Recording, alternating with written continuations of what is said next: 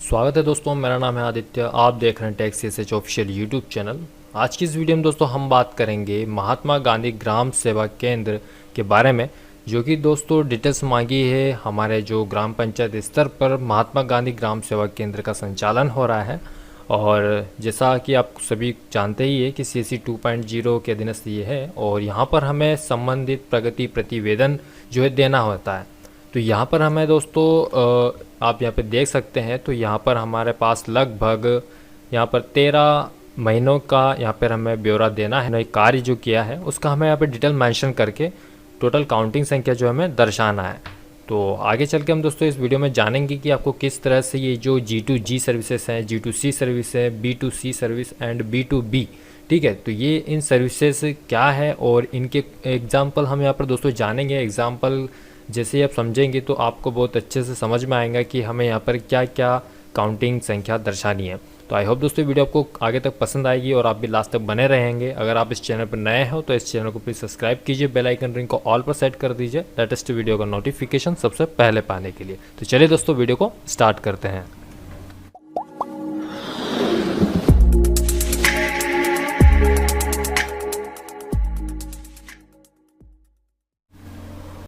तो हमारे सामने दोस्तों एक प्रगति प्रतिवेदन है, जहां पर आप सबसे ऊपर हेडिंग में देखेंगे तो ग्राम पंचायत जहां भी आप का जो केंद्र है वो संचालन होता है, तो उस ग्राम पंचायत का आपको यहाँ पर नाम दे देना है। इसके बाद जनपद पंचायत जो आपका लगता है वो यहाँ पर फिलअप कर देना है।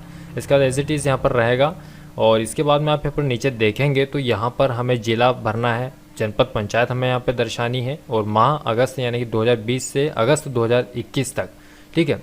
तो अगस्त 2020 से अगस्त 2021 तक का यहाँ पर हमें डिटेल को फिलअप करना है। इसके बाद का जो मंथ है दोस्तों वो आगे आने वाला जो नया प्रतिवेदन है उसमें हमें देना होगा ये सारी डिटेल्स। तो अभी हमें सिर्फ यहाँ तक अगस्त 2021 तक की डिटेल्स को मेंशन करनी है। और यहाँ पर क्या केंद्र द्वारा दी जा रही सेवाओं से ग्रामीण जन प्रतिनिधि संतुष्ट है या नहीं, तो यहाँ पर हाँ या नहीं यहाँ पर आपको बताना है, ठीक है। इसके बाद में जो CSC e-governance services India limited है उसके द्वारा प्रस्तुत ग्राम पंचायत वार देख तथा सेवाओं संबंधित रिपोर्ट ग्राम पंचायत को प्राप्त हुई है या नहीं, ठीक है, तो वो यहाँ पर हमें बताना है। और इसके बाद में कॉलम नंबर 9 अनुसार प्रस्तुत देयक भुगतान योग्य एवं रिपोर्ट संतोषजनक है या नहीं, उसकी यहाँ पे डिटेल बतानी है या नहीं। इसके बाद में दोस्तों मेन चीज़ें जो हमारे सामने आती है वो यहाँ है, उक्त माह में केंद्रों द्वारा दी गई कुल गवर्नमेंट टू गवर्नमेंट सर्विसेज, ठीक है, यानी कि दोस्तों G2G की यहाँ पर हमें टोटल काउंटिंग संख्या मेंशन करनी है इन कॉलम्स में।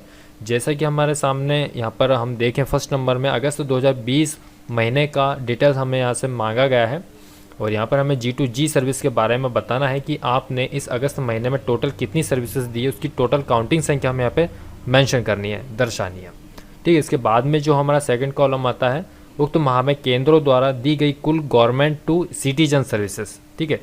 तो यहाँ पर जो हमने गवर्नमेंट की सर्विस ग्रामीण जनों को दी है उनकी यहाँ पे टोटल संख्या हमें दर्शानी है। और उक्त माह केंद्रों में दी गई कुल बिजनेस टू सिटीजन सर्विस, ठीक है, जिसे B2C कहा जाता है, वो सर्विस हमें यहाँ देनी है। इसके बाद में बिजनेस टू बिजनेस, ठीक है, उस सर्विस को हमें यहाँ पर मेंशन करना होता है। तो दोस्तों ई-गवर्नेंस सर्विसेज के अंतर्गत यहाँ पर 4 कैटेगरी के विभाग किए गए हैं, और यहाँ पर दोस्तों इन कैटेगरी के अनुसार हमें यहाँ पे सर्विस को दर्शाना है। टोटल जो संख्या है वो हमें यहाँ पे बतानी होती है, तो यहाँ पर हमें बताना है। तो यहाँ पर हम चलते हैं दोस्तों। सबसे पहले तो देखिए, अगर आप की नियुक्ति अगर नहीं हुई थी, ठीक है, तो वो आप यहाँ पे इस तरह से दर्शा सकते हैं कि जब जैसे आपका नियुक्ति या रिप्लेसमेंट बाद में हुआ हो, ठीक है, तो आपका ये जो बाकी का कॉलम है वो ऐसा रहेगा, ठीक है। यहाँ पर आपको 00 मेंशन कर देना है इन फील्ड्स में, चारों फील्ड्स में यहाँ तक आप 00 मेंशन कर सकते हैं। और इसके बाद में यहाँ पर नियुक्ति नहीं हुई है ये आप लिख दें, यहाँ पर भी आप नियुक्ति नहीं हुई है ये सारे कॉलम्स में लिख दें, ठीक है। इसके बाद में दोस्तों हमारा यहाँ से चालू होता है, जैसे फरवरी में ज्वाइनिंग हुई है आपकी, ठीक है, तो इसके बाद में आप यहाँ पे हाँ भरेंगे, क्योंकि यहाँ पर पूछा गया है एजेंसी द्वारा प्रशिक्षण दिया गया है, तो आपको ट्रेनिंग मिली है आपकी BIDI द्वारा, तो आप यहाँ पर हाँ भरेंगे। इसके बाद में यहाँ पर क्या केंद्र द्वारा दी जा रही सेवाओं से ग्रामीण जन संतुष्ट है, तो वो आपको यहाँ पर फिलअप करना है हाँ, ठीक है। इसके बाद में देयक प्रस्तुत नहीं है लेकिन परंतु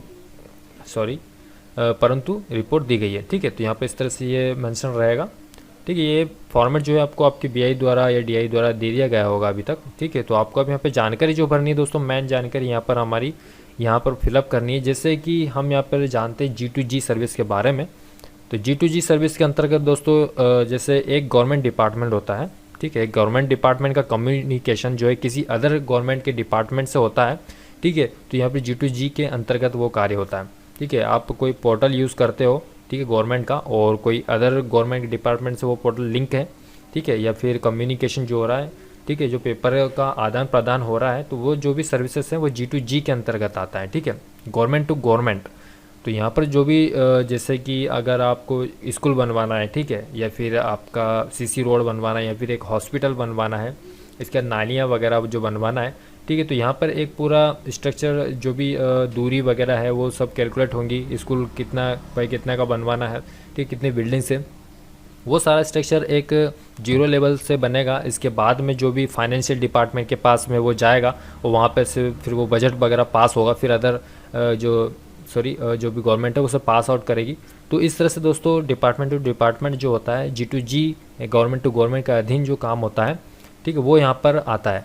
तो इसके अलावा दोस्तों यहाँ पर जो भी बजट है वो हमने आपको बता ही दिया है, ठीक है। इस बजट के बाद में यहाँ पे कितने लोग में मतलब इसमें कार्य करेंगे, तो ये सारी चीज़ें G2G के अंतर्गत आती है, ठीक है।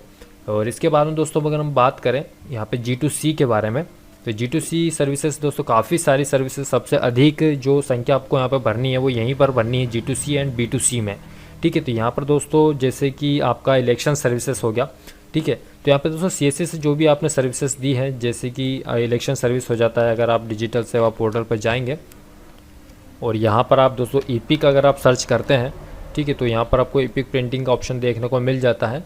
और यहाँ पर अगर आपका ये जो वोटर आईडी की सर्विस है वो अगर चालू है, तो आप यहाँ पर देख पाएंगे कि काफ़ी सारी सर्विसेज यहाँ पर आपको मिल जाएगी, जैसे करेक्शन हो गया, न्यू वोटर आईडी बनाना या नाम जोड़ना या डिलीट करना, तो काफ़ी सारी सर्विसेज वहाँ पर है, ठीक है।